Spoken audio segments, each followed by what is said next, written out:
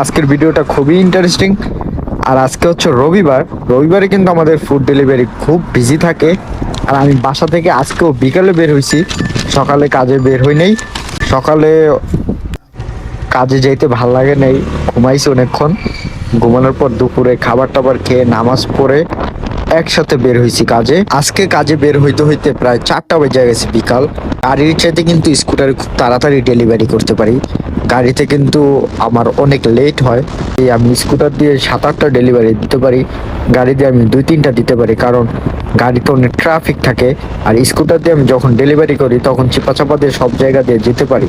আর গাড়ি দিয়ে আমি এত তাড়াতাড়ি যেতে পারি না, যেরকম আসছিলাম 40, তো আমি গাড়ি দিয়ে কিন্তু 25-এর উপরে চালানো যায় না।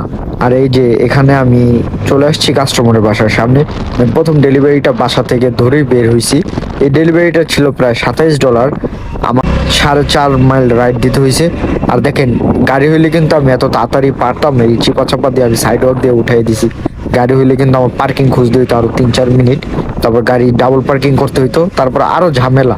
গাড়ি দিয়ে আমি বুঝি যখন গাড়ি দিয়ে আমি ডেলিভারি করি, গাড়ি দিয়ে ডেলিভারি করা যায় যখন বৃষ্টি, অনেক ঠান্ডা, আর হচ্ছে দেখা গেছে বড় বড় ডেলিভারি অনেক দূরে যায়, সেগুলো গাড়ি দিয়ে দেওয়া বেটার। আর না হয় স্কুটার বেটার। আর বিশেষ করে সামনে শীত আসতেছে, শীতের ভিতরে তো স্কুটারে তো অনেক কষ্ট ডেলিভারি করা। Samantha, Yes. how are you? Thank you. Have a good day. নেমে আসে ডেলিভারিটা আমি গিয়ে রেডি পাইছি দোকানে, এর জন্য আমার বেশি সময় লাগে না। আমার এখানে আসতে টোটাল 9 থেকে 10 মিনিট সময় লাগবে। তো 10-15 মিনিটে আমি যদি $27 ইনকাম করি, এটা খারাপ না। এই ডেলিভারিটা দেওয়ার সাথে সাথে মানে আমি অনেক দূরে চলে আসছি। এটা হচ্ছে জামাইকার কাছাকাছি রিগো পার্ক। আর এখান থেকে আমার উবার আরেকটা ডেলিভারি দিয়েছে, আমি যেখান থেকে ফুডটা নিয়ে আসছিলাম সেখানে আবার চলে যাব, সে কারণে আমি ডেলিভারিটা ধরে ফেলছি। তো এই ডেলিভারিটাও প্রায় 3.5 মাইল, অনেক দূর। তা আমি ডেলিভারিটা ধরতাম না, কারণ সেখানে চলে যাবো, সেখানে আমি ধরে ফেলছি।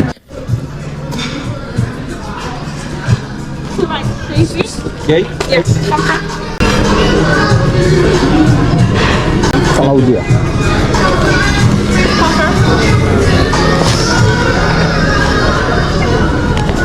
এই